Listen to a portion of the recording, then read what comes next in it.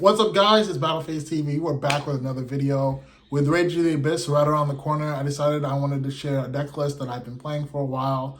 Sorry I haven't been posting a lot. I've been really busy with school and work and just trying to get everything situated. But I'm all situated now. Everything's fine. Make sure to like, comment, and subscribe, and let's get into this deck profile, guys.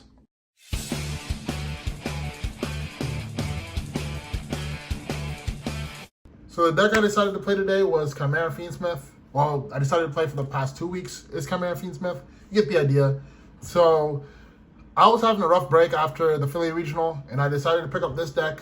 Shout out to my boy Sean Javery for letting me get that second engravery pulled. Shout out to my boy Sonny P. Very heavily inspired by him. Go check out his deck profile. I'll leave a link down below in the comments. Shout out to my boy YGOPD, Zach Cohn, for letting me borrow cards. Huge shout out to him. Shout out to Jonathan Zappatelli for letting me borrow a few cards as well. I'll leave a description down to YGOPD and Sonny P's channel. And with that, let's get into this deck profile. So I broke it down into engines. So let's start off with the Chimera engine. 3 Sword Knight. Nothing new here. 3 Codal. Again, targeting protection. This is really good. Monster negate, targeted negation. 3 Nightmare Apprentice. This is the new one. I really love this card. This card with like Payable Lurie or Edge of Chain goes absolutely bananas. Like that's like the best 2-card combo to draw. 3 Gazelle. Again, this is the best normal summon in your deck because you want to search Necrom with this card. You want to search Chimera Fusion with this card. You want this to be your normal summon, because if you normal summon Sword Knight, you just auto lose to Ash. And the way I play the deck is you play around Ash by searching this with Codal. And then you play 2 Birthmet. I play 2 because I'm playing 60 cards, spoiler. And also because if you draw 1, you want to summon 1 from the deck with Sword Knight at the end of your combo. So that's what makes this possible. And then you play 1 Diabells. This is basically a walking anti-spell. aka you must set spells before you can activate them. Again, I love this card. This card's absolutely insane. 1 Master Tau. This card basically says you kill your opponent if they don't find a way to stop this card, because Tau can revive any illusion, and then on your turn 3, you're searching for another illusion card. And then 3 Sword Knight. 3 Chimera Fusion, sorry. Best fusion spell in the game right now, I believe, because the card literally says fusion summon on your opponent's turn. So yeah, that's it really for the Chimera engine. Clean, crisp. And then another engine I played was the Patchwork engine. 3 fight for Patchwork. I hated playing this at 3. I used to hate playing it at 3, and now I play it at 2. I played it at 2 for the longest time, and I hated it. And my friends were like, play 3, so I included the 3rd one, and it's absolutely bananas. And then you play 3 Edge of Chain. Again, you want to draw this with Nightmare Apprentice, because this and Nightmare Apprentice allow you to go card neutral instantly. And then you play 2 Poly. You can always recycle these cards back into the deck to make your other Patchworks live. Again, this card is absolutely insane. And then for the Spice that I played, before the Spice, Fiendsmith cards, 2 Engraver. 1 Lurie. You rarely summon these. You summon the Engraver off the Requiem, but you rarely summon Lurie at all. I guess I'll put it here too, 1 Tract. Again, you rarely summon Lurie at all, because I'm playing another cool package in the deck. You play Evil Hero Sinister Necrom and Evil Hero Dusted Gold. So you can search this with a Gazelle because it's a level 5 Fiend, and if you have a way to fusion summon, you can fusion summon into the Birthmet, and then you can just banish this to summon the Dusted Gold, which is, again, pretty cool. And then you play 1 Foolish Burial. Foolish Burial, dump this, summon this. Again, full Fiendsmith combo without your normal summon. And then the other tech card that a lot of people were cutting post-ban list because Lacrima was banned, play Dark Fusion. If you draw Necrom, you can just go, if you draw a Dusted Gold, you can just go a Dusted Gold, search this, and then make your whatever Fiend you fusion summon into, you make it untargetable. It's really good. And then for the Spice, I was playing Yubel cards. So 3 Nightmare Throne. Again, these cards are naughty, bro. Love the artwork on it. Hopefully, I can't wait to get my own playset. But basically, this card says you can either add a 0/0 Fiend or destroy a 0/0 Fiend. So typically, you're destroying Spirit, and then Spirit floats into Yubel, and then you can just make a Phantom with these cards. And there's ways, if you have like full Fiendsmith combo already, if you have like Necrom, and you have a way to pitch like a Sword Knight, you can just go, and you have like, and you drew like a Yubel, you can just dump a Spirit and then just fusion summon into Yubel immediately without the need for like making Caesar. So these cards just is just Phantom Turbo. Again, Phantom Turbo is pretty good. And then for the other package I played 1 Terraforming, just to be able to bridge into both Nightmare Throne as well as wrong copy. Jesus, I'm gonna show the better copy. 1 Pressure Planet Wraithsoth. This gets you both cards, and if you already have like Spirit in hand, you can just go auto into this. Or if you have cash cards, you can just pivot to this at the end of your combo. Pretty good. So you play 2 Pressure Planet, 1 Terraforming. You don't want to brick on these because late game you'd rather draw, because I'm playing 3 Nightmare Throne. You'd rather play 3 Nightmare Throne rather than 3 Pressure Planet, because I'm gonna move these down. Dude, Jesus, you can barely see those. So you'd rather play 3 Pressure Planet, 3 Nightmare Throne rather than 3 Pressure Planet, because these late game suck while these are always good. So yeah. So, and then for the cash monsters, 2 Fenrir. Again, this card's insane. 2 Unicorn. And then a Birth. Birth allows you to, like, you can end on like some nutty boards with this deck. So you can go, if you already have like, say you have Pressure Planet Unicorn, you can go Pressure Planet, search Fenrir, special Unicorn, get Birth, and then keep that Unicorn on board until you go into your full end board, and then you can go Birth, bring back Fenrir, and now you have like an additional 3 interruptions on your board, which is absolutely absurd. And then for the non-engine, as in like cards that aren't classified with the engine / board breakers / I chose to play board breakers rather than hand traps, but for the non-engine, I chose to play 1 Archfiend Eris and 1 Simul Archfiends. Huge shout out to Sunny. I was really talking with him a lot, and we opted to mainboard. He opted to mainboard these while I was citing these, and I found out if I'm playing 60, I might as well mainboard these. Simul Archfiend basically says you can only control 1 of each type. Ritual, Fusion, Synchro, Xyz, Pendulum Link. So this card really cooks Tempai. It really cooks Snake Eyes, because Snake Eyes is basically a Link deck, and all they want to do is Link Summon. Again, this is a pretty good deck. This is a pretty good card. It beats Tempai because all they want to do is Synchro Summon. And I feared this card so much that the first YCS I took Tempai to, I played 3 cross out and this in the side. But yeah, and then the last card I played, I didn't put it with the illusions because I didn't think it was like, you can search this card. It's more so like as a board breaker. Emissary from the House of Wax. Basically, you can summon this card when you're being attacked. And then obviously you can't die because it's an illusion. But then at the end of the battle phase, you can activate this, Dark Ruler your opponent's board. And Dark Ruler your opponent's board. They can't change battle positions, and their effects are negated until the next battle phase. So again, this card is insane. And they have to physically find a way to get it off the board.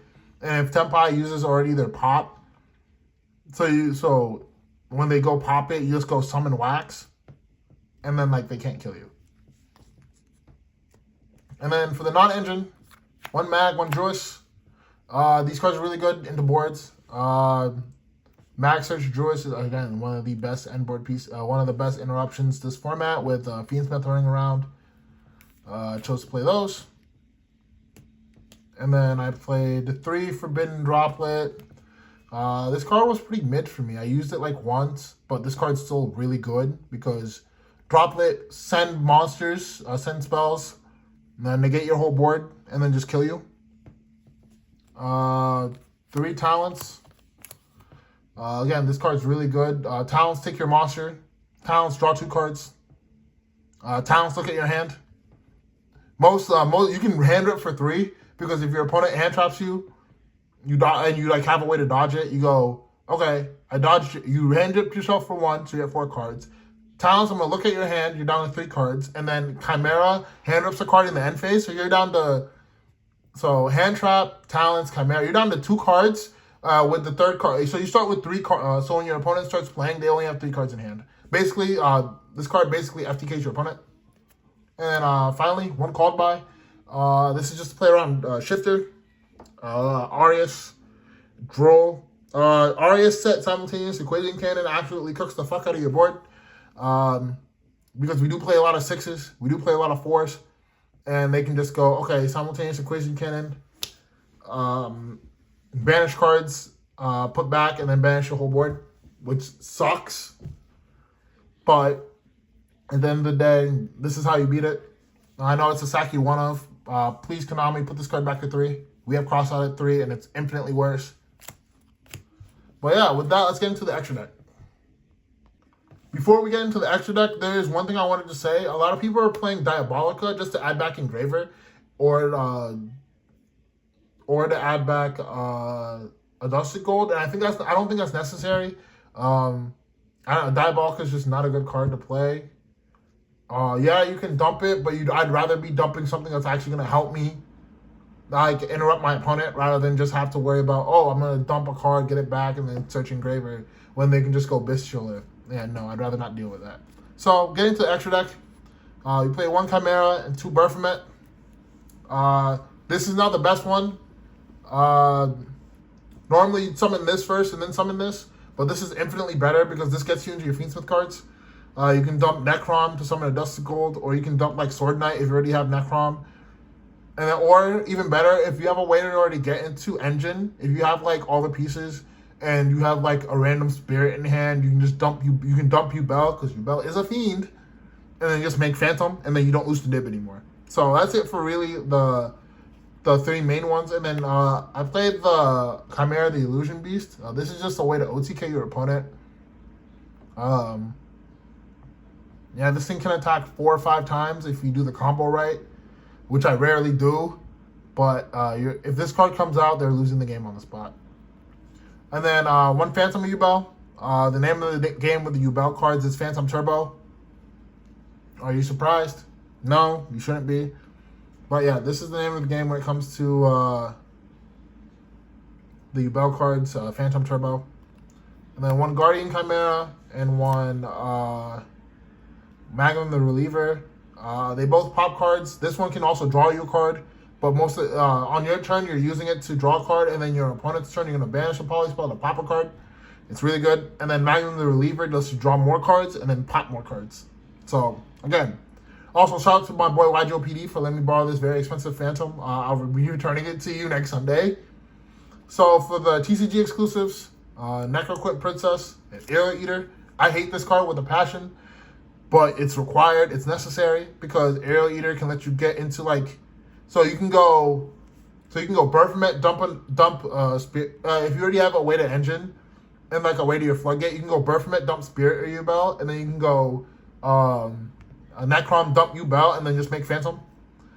But again, I hate this card, but it's absolutely necessary. And then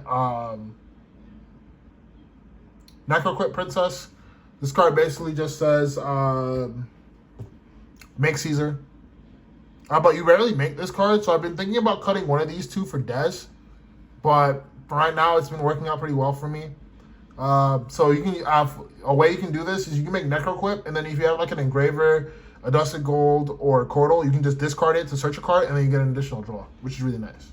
So for the non-fusions, you play 1 Caesar. Again, name of the game with Fiendsmith cards is Caesar Turbo. Yeah, that way you don't lose. It's basically the Fiendsmith and the Yubel cards are basically I don't lose to Nib. But yeah, 1 Chaos Angel. Shout out to my boys Jonathan Zapatelli for letting me borrow this. This card's busted. You can make it with Light and Darks in this deck very easily. Nightmare Apprentice plus Mirror Sword Knight, Nightmare Apprentice plus Dusted Gold, Engraver plus a Dusted Gold, Nightmare Apprentice plus a Dusted Gold. Again, there's so many ways to make Chaos Angel in this deck. And you could revive this with Muckracker to banish basically 2 cards on your field, on their opponent's field, and then just kill them. It's really good. And then for the Fiendsmith links, 1 Requiem, 1 Sequence. They're both needed. I want to put Dez back in my extra deck because ending on Dez, like Dez, Caesar, Phantom, Chimera, Hand Drip, like they're not playing through that board. So, and then for the last 2 links, I played a Cross Sheep. This card put in a lot of work the past few weeks I've been playing this card. Because you can go make Cross Sheep with the Birthnet pointing in the zone it points to.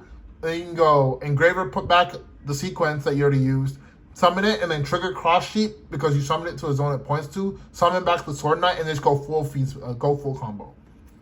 And then the last card is I'm playing Mudcracker. I'm not playing SP, partially because I don't think it's needed in this deck. Yes, I was a big proponent on play SP. It's just really good. But I play Mudcracker because there are situations where time will come up in this deck, and you want a way to basically get to win in time. So you can go dump Red Resonator, and then you can go Mudcracker, bring it back, and then Red Resonator, target your Mudcracker, it gains 1,000 life points, and you win in time. I know it's scummy. It's scummy. Red Resonator is like super popular, but you got to do what you got to do in this format, especially when this deck struggles when it gets into a grind. It's very good into a grind game, but if you're playing a deck that's also good into the grind game, time will be an issue. So you have to be very careful. You have to have a way to win in time. So with that, that's the extra deck. Let me get into the side deck real quick. So for the side deck, I wanted this to have as many outs to every other deck as possible. So let's get right into it.